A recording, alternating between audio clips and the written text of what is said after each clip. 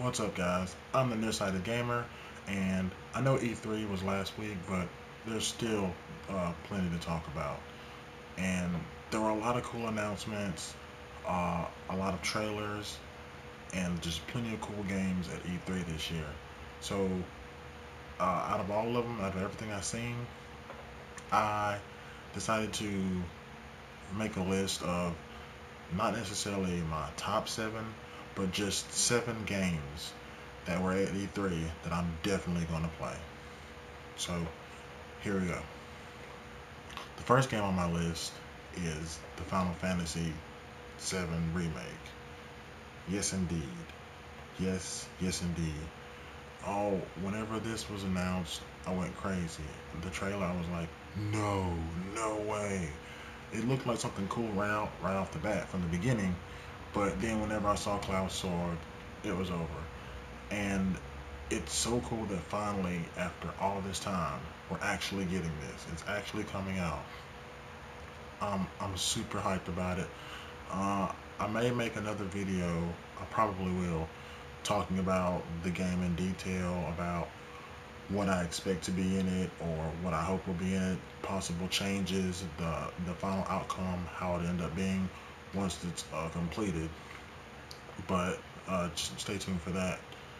And I know it was announced, everybody, but just calm down because it's going to be a few years. It's going to be a little while until we see this game. Because think about it, how long has Kingdom Hearts 3 been in the works, and Final Fantasy 15 has been in the works so long that it changed its name.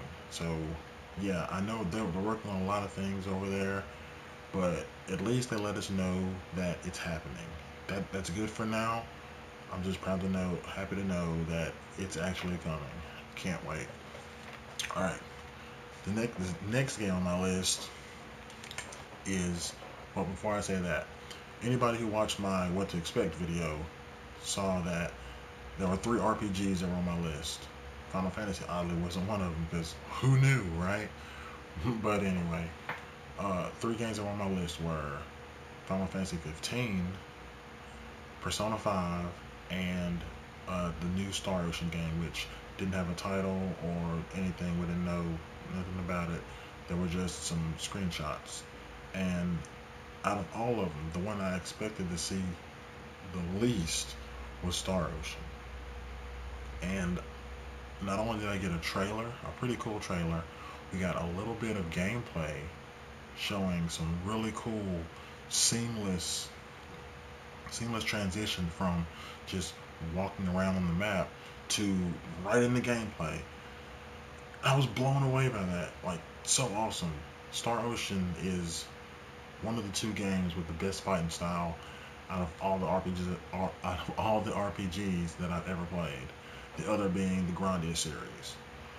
But I can't believe it's actually happening. And there were actually 6 people in your party. You have 6 people to control. With that kind of control scheme, it's going to be great. I can't wait. It's looking like I'll be playing that one at least in the first half of next year, which is crazy.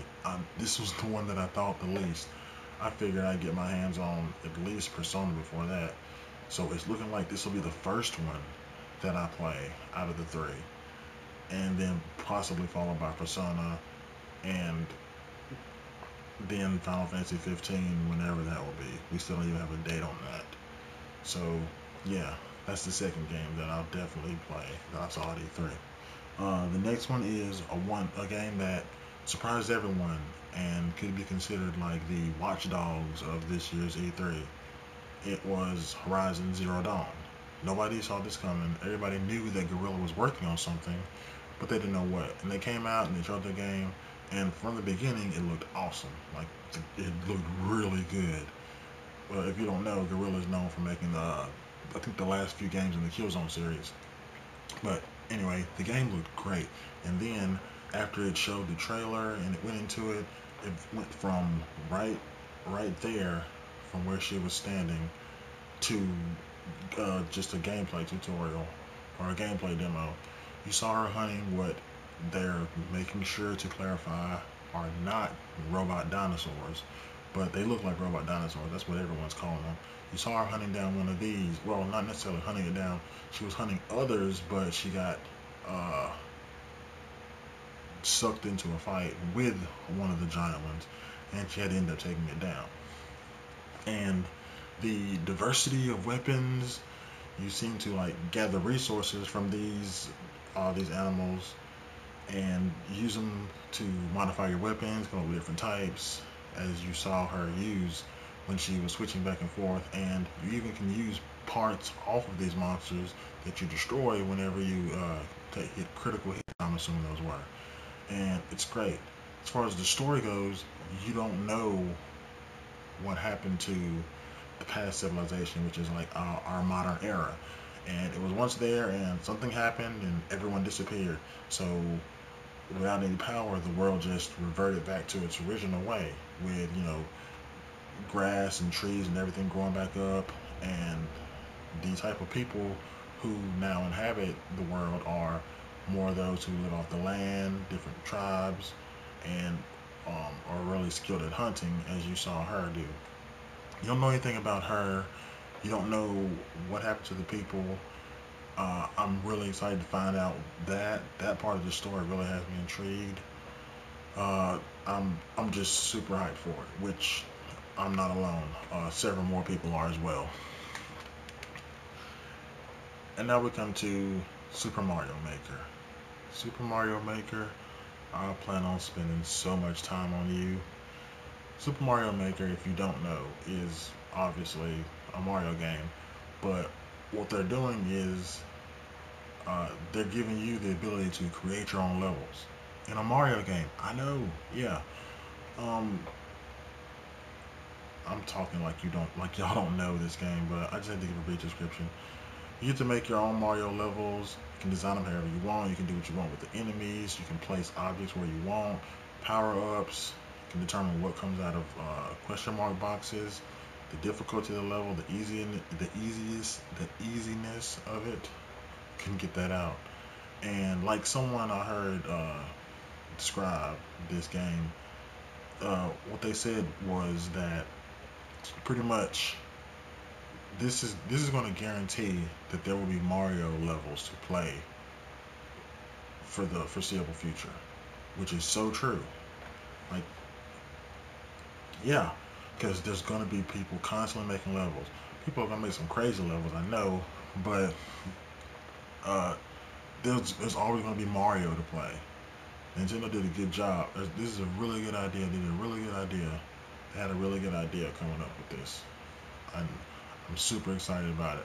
I will spend plenty, plenty of time on this, and I'm super excited about it. September 11th this year. Uh, then we have South Park, The Fractured Butthole. Play on words, I think. Um, I played Stick of Truth and loved it. Loved the art style. Loved the way it looked. It was just like playing an episode of South Park. They had the whole town there, which was awesome, and the gameplay fit the story. It just seemed like it was a season. Um, it was hilarious. I was constantly laughing. Anyone who's a fan of South Park should have played it. If you're not, you, I don't think it'll be a big game for you, because you'll just be basing it off of the gameplay, which by itself is just okay, but it melds so well with everything in the South Park world. That's what made it good. And in this version, this next game, in the past when they were playing like wizards and uh, warriors and elves and mystical creatures, I don't even know the exact name of what they were playing, but the KKK, Kubla Keep, blah blah blah. Um, they're now going to switch to playing superheroes with Coon and Friends, and I can't remember who Kenny is. Everyone and all their little thing that they have going, which is an awesome idea. Anytime you throw superheroes into a video game, you extend your limits. There's so much you can do, and with it being South Park, you can expect to laugh like crazy, like laugh your ass off. I'm sorry, but that's true. Uh, I'll definitely get this. I don't think I know it's not coming out this year because they just announced it. But when it does come out, hopefully sometime in 2016, I don't think it'll run longer than that. Maybe I don't know how. They didn't say anything about how far into development it was. But when I saw it, I was super excited. Anyone who's played the Stick of Truth, you definitely want to play this. The next game is a game called For Honor. I'm gonna do a terrible job explaining this, but For Honor is a game where you choose between different types of warriors, knights, samurais, I can't think of any other ones, but I think you pick teams of three, and you're on this giant battlefield, and you're fighting other people to try to get control. I mean, um, uh, it's like you do it one on one. I think it's like not necessarily turn based, but you're trying to attack and take down your opponent. I told you I was to do a terrible job, but it it looked great. They showed a trailer first. I'm doing a terrible job on this game. They showed a trailer first, which was awesome. That got me, and then just seeing the gameplay, which I need to go back and watch the gameplay again to really get an understanding of it. I just know I was completely blown away, and I have a group of friends that I'm already set to play this with because it's right up our alley. Just the atmosphere of being in a huge battle with you and a couple of your friends, getting getting like right in there, not just from a distance controlling characters and telling them to do this and do that. You're actually doing that. You're responsible for it. You're fighting them. I'm pretty sure you can, if you're not careful, you can lose in like one hit. You have to guard, break, parry, take out body parts, stab, slice throats. Like, it's really brutal, but that's the way it was, and it stays true to that. So that's why the game has my pick. Well, it has my attention, and I'll definitely be playing it. And the last game needs no introduction, but I have to introduce it so you know what it is. It's Uncharted 4. Alright? Uncharted 4 is going to be good. There's no doubt about it because it's Uncharted 4. And after seeing the trailer that they showed this year, I'm more convinced of that. They showed off more gunplay, or actual gunplay, and they showed interacting with NPCs. You get to see Sully, who looks like Sully. It's pretty cool. You got to see more of Nate, and you get to see how the cover system worked, um how everything goes together. The voice acting was good, of course. You got to see a bunch of action. There was a downhill chase that Sully and Nate used to try to get away from some guys who were trying to take them out. Go check that out. And it didn't even matter what they showed. You could show whatever. It's Uncharted 4. It's going to be great, and I'm definitely going to play it. Uh, I think that's it. Uh, yeah, that's it. So subscribe to the Nearsighted Gamer if you haven't already. Like this video if you like it. If you don't, uh, just like it anyway. It'll be okay. And comment, positive, negative. Let me know what you think. Later, peeps.